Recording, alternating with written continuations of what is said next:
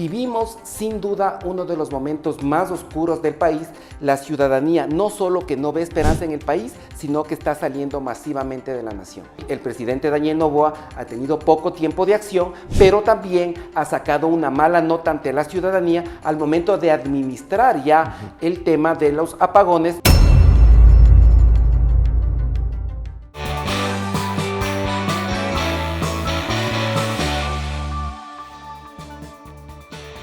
¿Qué es lo que pasa en este momento en el país cuando nuevamente se anuncian cortes de energía eléctrica que van hasta las 10 horas de racionamiento anunciado de manera oficial por parte del ministro de Energía? ¿Qué sucede en el ámbito de la percepción ciudadana respecto a la gestión también que cumple en este caso el gobierno? ¿Y qué pasa también con las instancias políticas? En nuestro medio es el tema que vamos a abordar con Rodrigo Jordán. Él es un importante académico universitario, analista político, con quien vamos a conversar sobre este particular. No olviden que estamos en las plataformas de Global Opinion. En el canal de YouTube nos ayuda mucho suscribiéndose al canal, igualmente sus likes y sus comentarios van contextualizando este tipo de programación. Estamos también en las otras plataformas con otros contenidos que van a ser de su interés.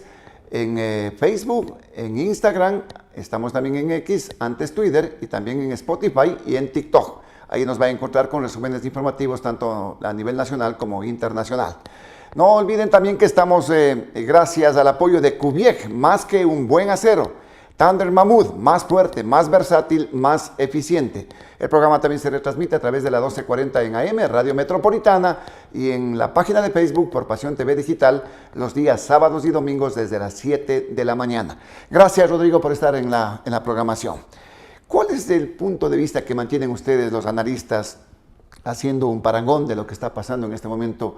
Esto de los cortes de energía eléctrica y fundamentalmente lo que nos anunciaron este día, de cortes, nuevamente volver a cortes de 10 horas, ¿qué efectos va a tener en la ciudadanía en el aspecto de la concepción política y también de lo que estamos viviendo en este momento en esta campaña electoral?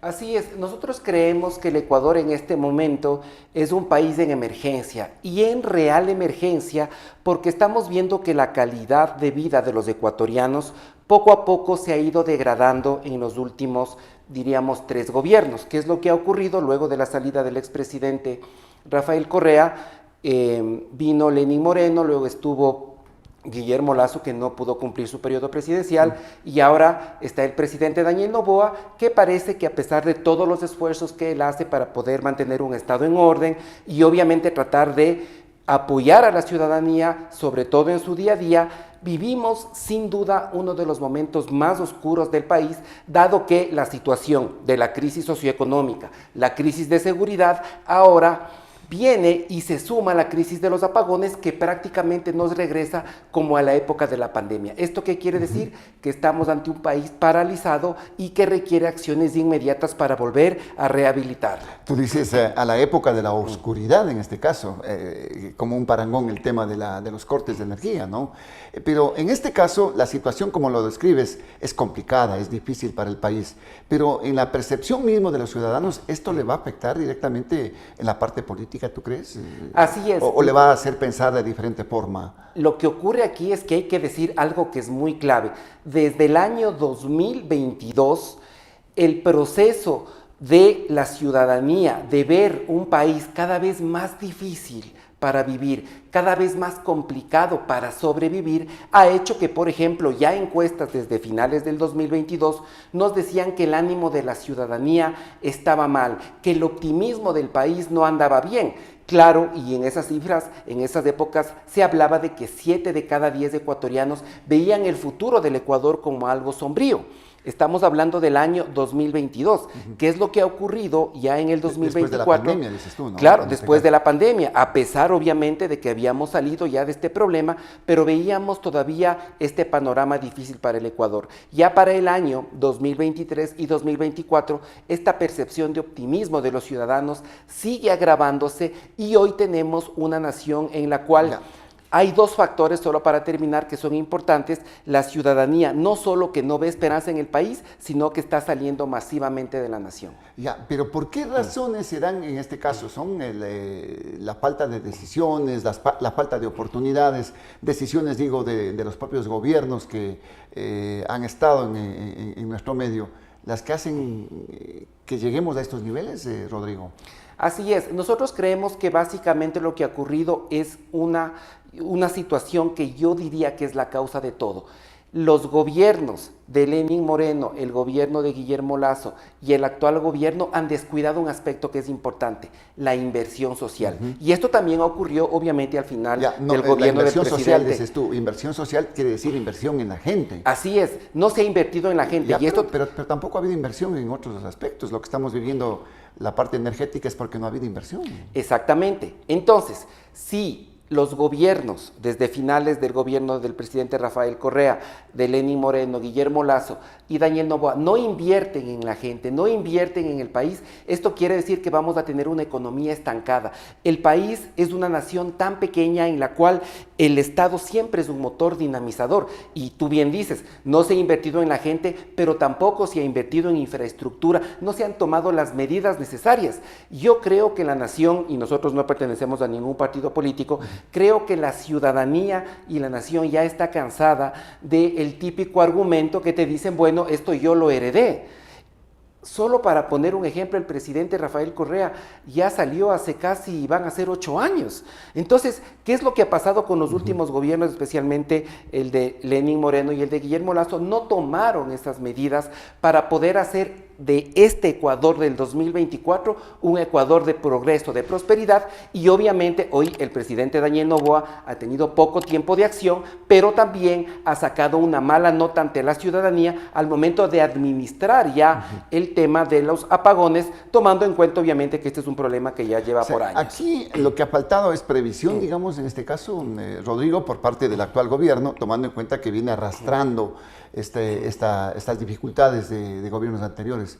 Le faltó celeridad, previsión, porque ya se anotaba, se venía anticipando el tema, se adelanta el estiaje, va a haber problemas con el tema de la generación eléctrica, entonces no se tomaron acciones a tiempo.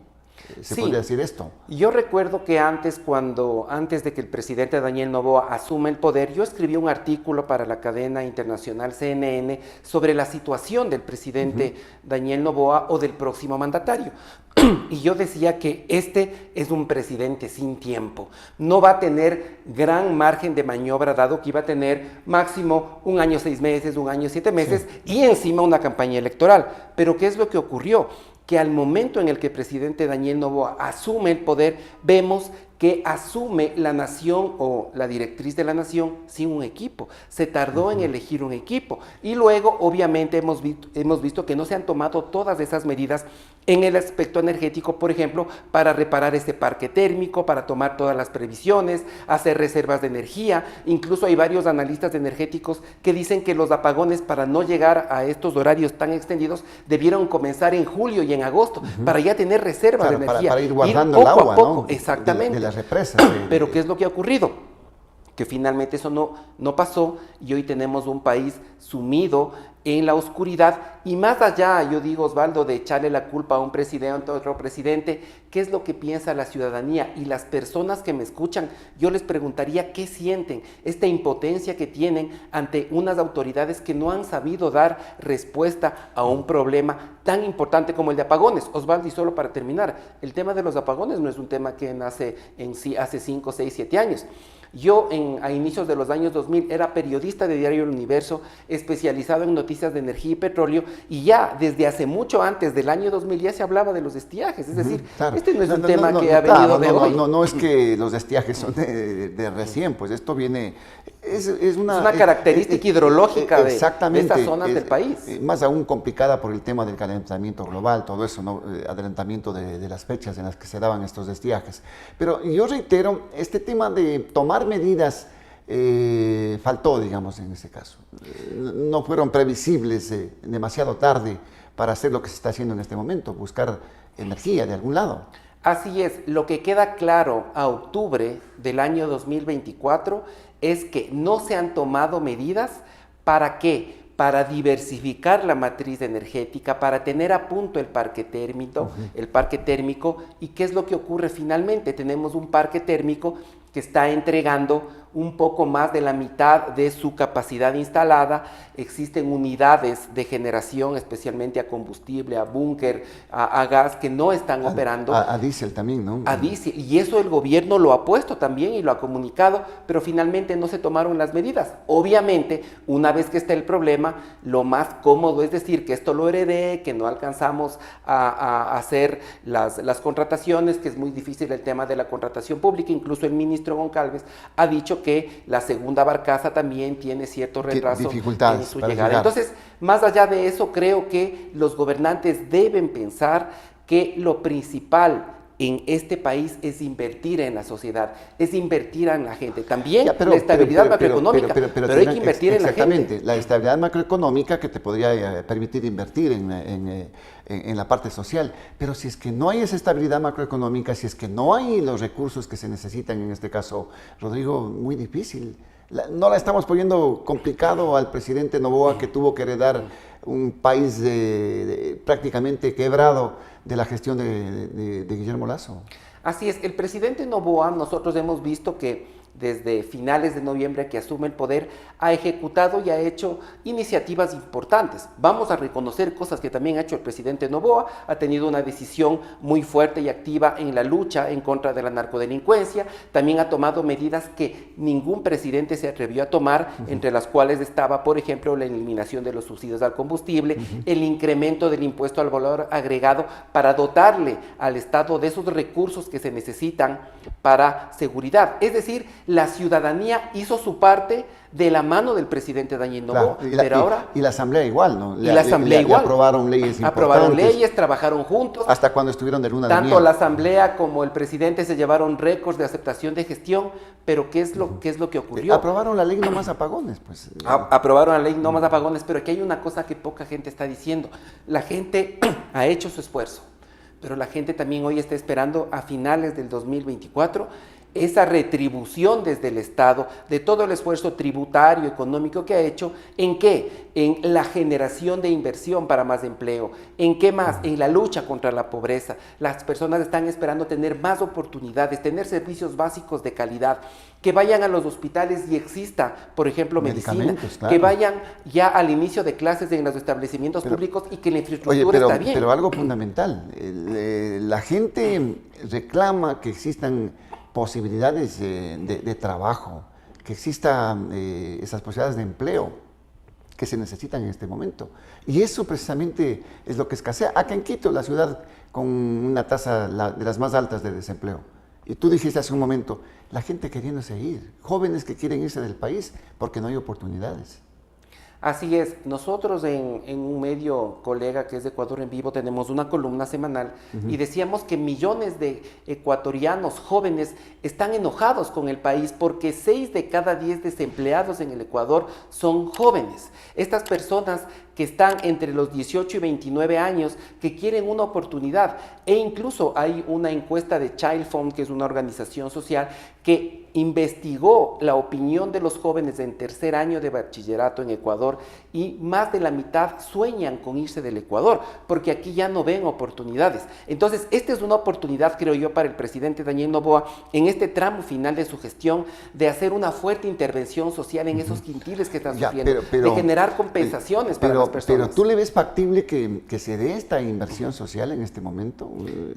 Estamos inmersos, yo sé, en una campaña política tiene que darse esto mucho más, pero recursos y el tiempo le va a faltar al presidente. Así es, nosotros vemos que no va a ser tan probable que esto ocurra, y esto obedece también a que el presidente Daniel Noboa, creo yo, que tiene que exigir más a sus ministros del área social, más proyectos, más planes, para que esas ejecuciones presupuestarias incluso suban de nivel, porque en este momento incluso hay informes legislativos que nos dicen que ya para esta altura del año no se ha logrado gastar lo que estaba presupuestado. Es cierto que hay problemas económicos, pero el Estado tiene recursos que han venido de la recaudación mayor de impuestos, sobre todo del tema de la empresa, del IVA, se ha retirado los subsidios. Entonces es el momento que el presidente dé este giro y pueda ser ahora el presidente de lo social, de la intervención de esos jóvenes que son presa y se enlistan fácilmente en los grupos narcodelictivos. Es decir, estamos en el momento preciso para dar ese giro. No nos olvidemos que el presidente Daniel Noboa no se va mañana. Él se va en mayo del próximo año. Todavía le faltan unos 5 o 6 meses. Si es que se reelige, tiene 4 años más. Pues, ¿no? Y si se reelige, tiene 4 años más. Y obviamente el presidente Daniel Noboa en las encuestas también está liderando la intención de voto. Ahora, a propósito de esto, ¿cómo está la situación de la intencionalidad de voto? Quizás sin haber medido este impacto que tienen los cortes de energía eléctrica, en este caso, Rodrigo.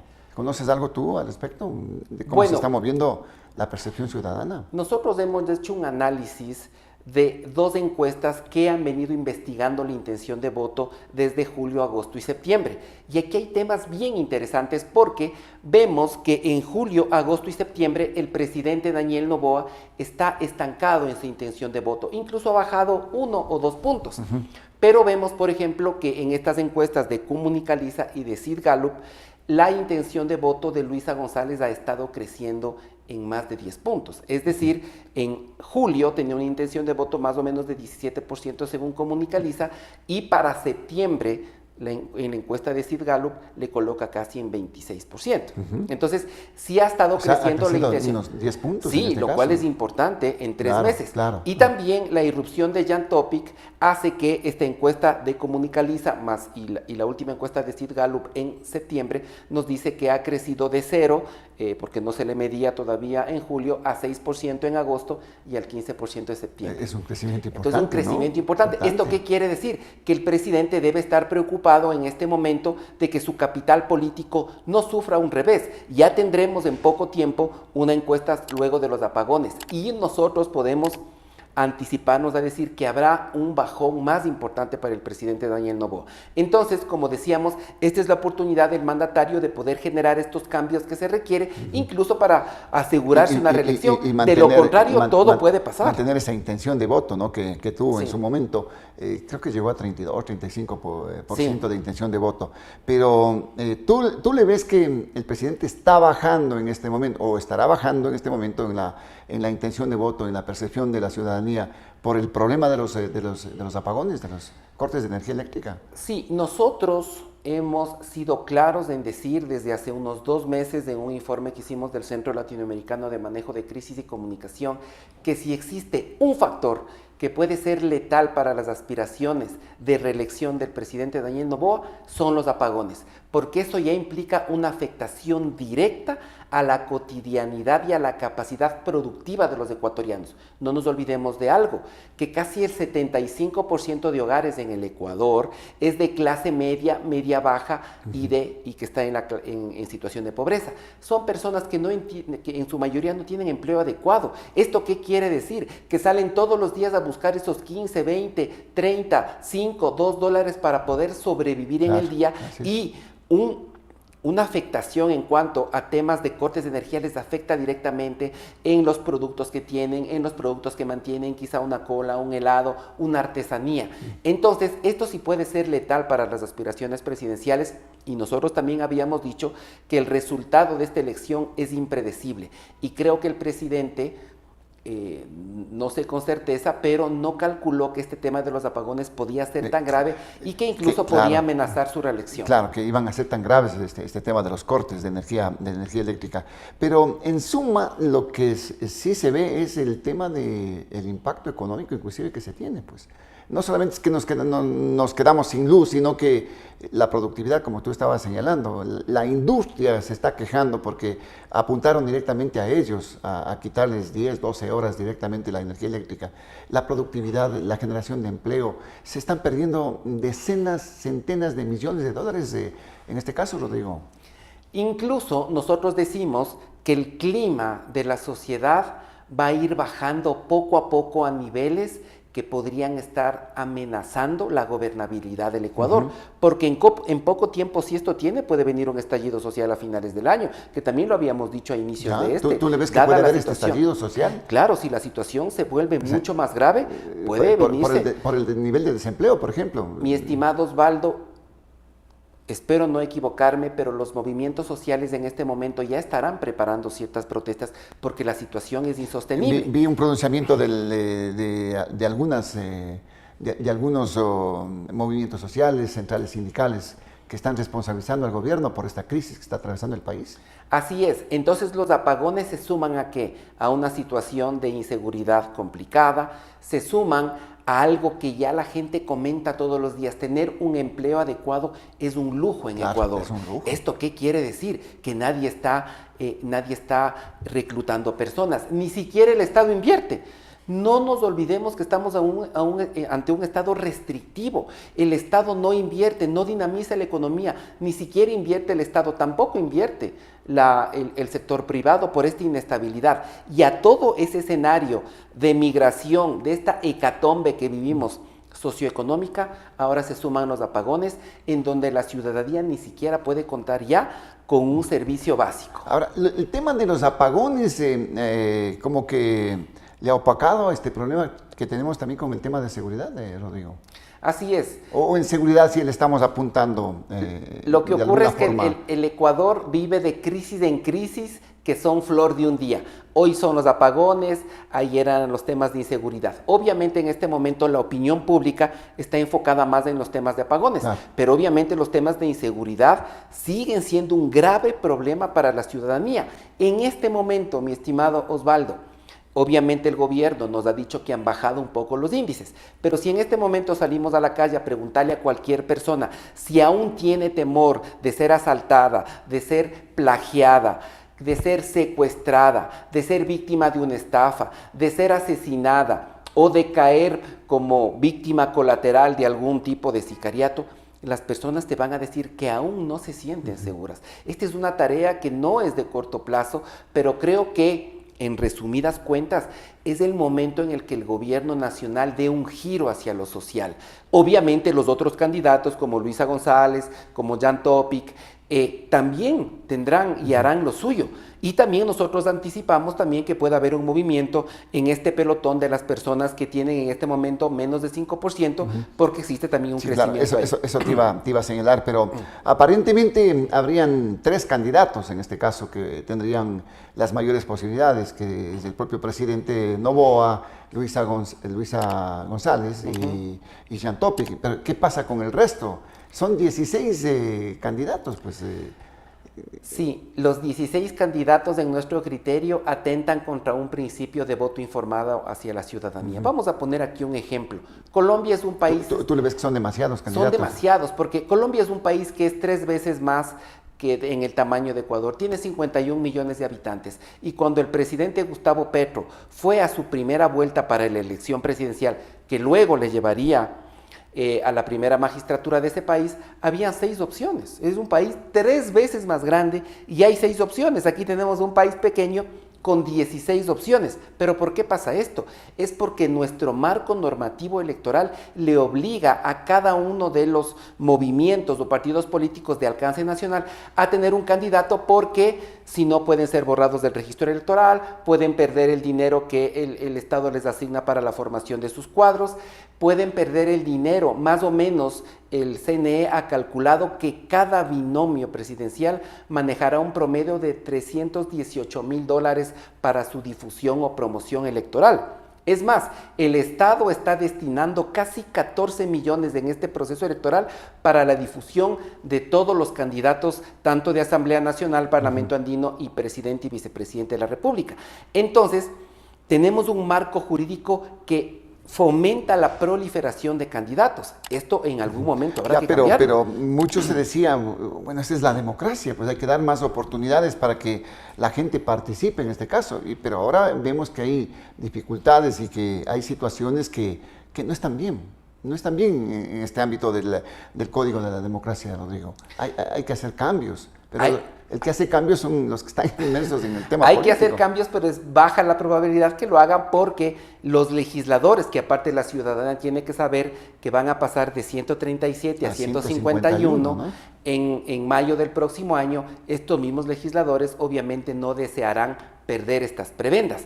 Por tanto, podemos decir que este proceso electoral en medio de un país en emergencia, Osvaldo, en medio de un país en su peor momento en los últimos años a todo nivel, creo que va a ser un proceso marcado por 3 factores clave. Primero, va a ser un proceso marcado por el pesimismo de la ciudadanía, es decir, un poco alejados del poder, porque es un momento difícil para ir a votar. Segundo, Claro, la gente está pensando cómo paro la olla, pues. Exactamente, ¿qué no consigo? es una prioridad para ellos ¿Cómo compro pensar. un pan? ¿Qué es lo que llevo a la casa? Exactamente, para ellos, para la ciudadanía, es eso prioridad. Segundo, va a ser un proceso electoral lleno también de promesas de los candidatos que van a querer ofrecernos el cielo. Y tercero, va a ser un proceso electoral con mucha más influencia de noticias falsas y con un aditamento. La intrusión, la llegada de la inteligencia artificial en estas campañas de fake news o noticias falsas que van a hacer que los candidatos digan lo que nunca dijeron y que se muevan como nunca se movieron. Es decir, en esta campaña no vamos a poder confiar ni siquiera en lo que vemos o escuchamos. Pero, sin embargo, hay una gran responsabilidad para los ciudadanos que tenemos que ir a sufragar, a designar cuáles van a ser los gobernantes, pero al fin y al cabo uno se decanta quizás en la misma fila donde vas a votar, pues en la urna prácticamente, Rodrigo. O sea, Así es. No hay esa madurez todavía. El votante ecuatoriano es un votante más urbano que rural, es un votante que tiene en promedio 32 años, es un votante que más o menos en un 15% tiene educación superior, es un votante que no investiga los planes de gobierno, es un votante emotivo, por lo tanto emocional en sus decisiones, y es un votante que espera hasta el último momento para decidir su voto. ¿En base a qué? Básicamente en cuán útil puede ser un candidato para la vida o para la familia de ese votante.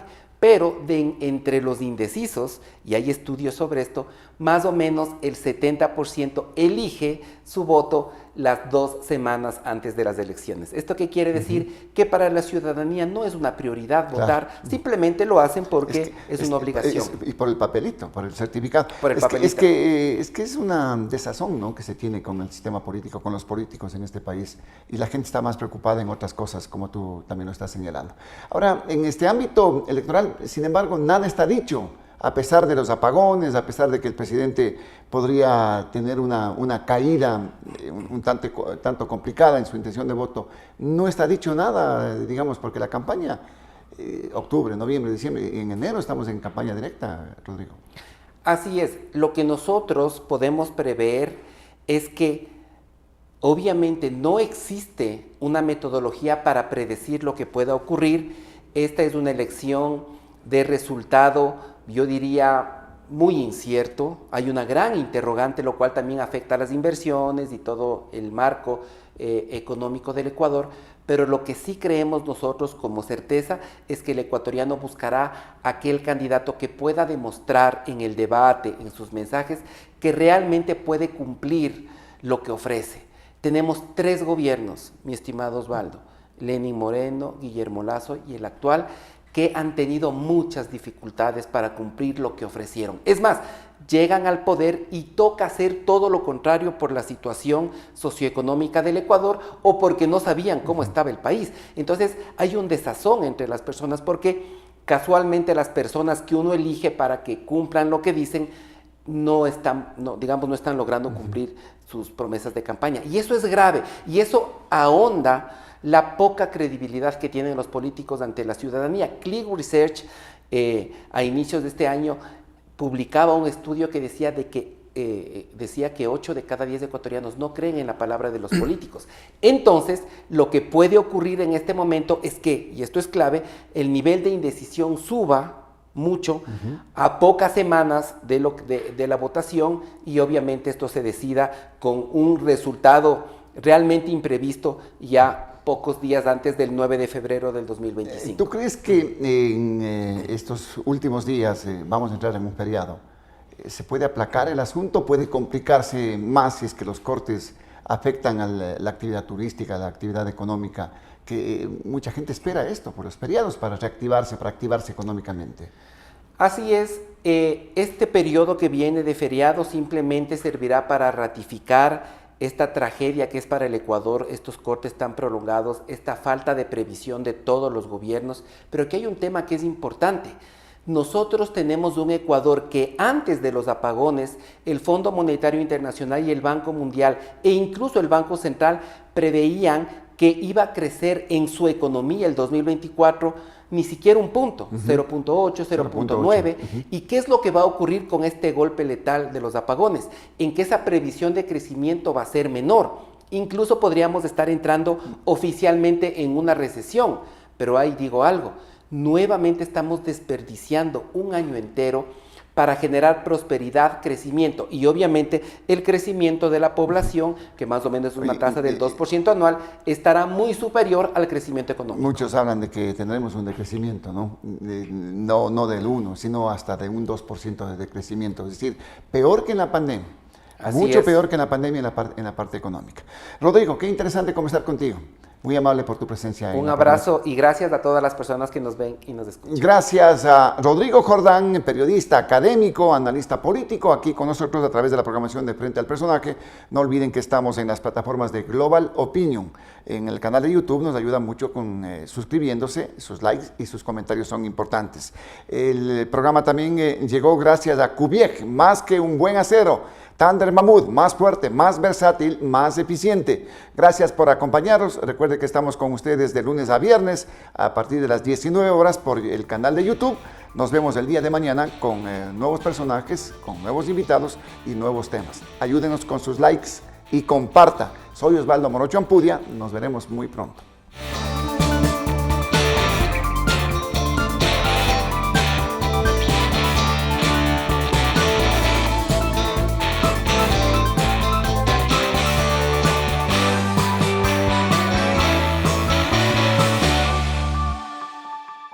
Cubiec, más que un buen acero.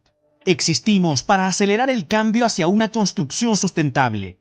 Somos la primera industria del sector del acero, metalmecánica y productos para la construcción en ser empresa carbono neutro. Te presentamos nuestros productos: edificaciones metálicas, cubiertas de acero, cubiertas fotovoltaicas, tubería de acero, tubería eléctrica, construcción en seco, paneles prefabricados de hormigón alivianado y encofrados metálicos. Cubiec, más que un buen acero.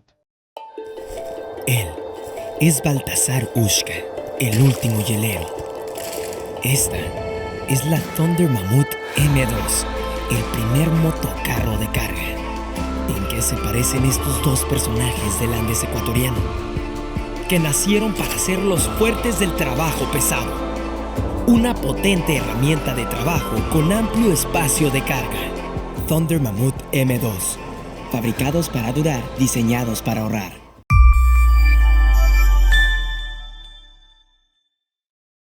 Los criterios de nuestros invitados no representan la opinión de este medio de comunicación.